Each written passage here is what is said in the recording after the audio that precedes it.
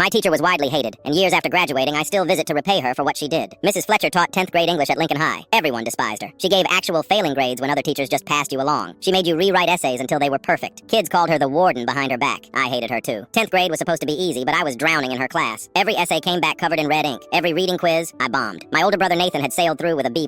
My parents kept asking why I wasn't trying like he did, but I was trying. I'd read the same page 5 times and still couldn't tell you what happened. Mrs. Fletcher started keeping me after class twice a week. One afternoon, she circled 3 questions where I'd written complete nonsense. "Walk me through how you got this," she said. I told her the words jumped around, that by the end of a sentence I'd forgotten how it started, that I'd confuse words that looked similar. She went still. "I had a nephew with dyslexia. You're showing every sign. You need testing." I laughed because that seemed wild. For being dumb, her face hardened. "Your brain works differently. That's not the same as being incapable." The school pushed back hard. Testing cost money. My guidance counselor, Mr. Brooks, told my parents I was probably just lazy and needed to lock in more. Mrs. Fletcher showed up to that meeting uninvited with a folder of my work. She'd been documenting everything for months. "Look at the letter reversals," she said. "If you refuse to test him, I'm reporting this to the district." They tested me. Severe dyslexia. Suddenly I had accommodations, audiobooks, extra time. By senior year, I was pulling B's because I finally had tools that actually worked. 8 years later, I'm managing a warehouse. One Tuesday, I drove past Lincoln High for a delivery and saw her car in the lot. Without thinking, I pulled in and walked to her classroom. "Mrs. Fletcher, it's Jordan Hayes. I had you in 2016. Her expression shifted. "What brings you here?" I wanted to say thanks for pushing for that testing. She looked down. "You didn't need to come all this way." "Yeah, I did." We talked for maybe 20 minutes. I came back the next month, then the next. It became our thing. Third Tuesday, 3:30 p.m. every month. After the 4th visit, she mentioned her husband died 3 years back. No kids. She ate lunch alone every day because the other teachers thought she was too intense. That hit different. This woman who literally changed my life was sitting alone in her classroom every single day. Last Tuesday, I showed up and her classroom was dark. My stomach dropped. I went to the main office. "Mrs. Fletcher's in the hospital," the secretary said. "Had a fall yesterday. No emergency contact showed up yet." I drove straight to County General. She was awake, arm in a cast, looking so small in that hospital bed. When she saw me, her eyes went wide. "How did you know?" "I came for our Tuesday." She looked away. "My sister's flying in tomorrow. You really don't need to stay." "I'm staying until she gets here." A nurse came in with discharge papers. "Is this your son?" Before Mrs. Fletcher could answer, I said, "Yeah." She just stared at me. The nurse smiled and left. We sat there in silence. "Why do you keep coming?" she finally asked. "Because you fought for me when literally no one else did." Her sister arrived the next morning. I'd slept in the chair, neck absolutely cooked. Mrs. Fletcher introduced me as her former student who visits monthly. Her sister hugged me tight and whispered, "She talks about you all the time." 2 weeks later, I showed up on our regular Tuesday. Mrs. Fletcher was back teaching, cast and all, like nothing happened. When class ended, she had this old cardboard box on her desk. My nephew, the one with dyslexia I told you about. She opened it. Inside were notebooks full of the same scrambled letters I used to write. "He died 4 years ago. Car accident. He was 19. My chest got tight. He never got help. His parents didn't believe in testing. I swore if I ever saw another kid struggling the same way, I'd fight for them." She looked at me dead in the eyes. "You weren't the first student I pushed to get tested, but you're the only one who ever came back." She pulled out a photo. Her nephew at graduation, smiling but holding his diploma upside down. He dropped out junior year. Told me he was too stupid for school. 3 months later, he wrapped his Honda around a tree going 90 on the highway. Police said accident, but I knew better. Her hands were shaking. "Every kid I push for testing, I'm trying to save him again. Most parents fight me on it. Most kids hate me for it. You're the first one who came back to tell me it actually worked." That's when it clicked. She wasn't just being strict. She wasn't just documenting struggles. She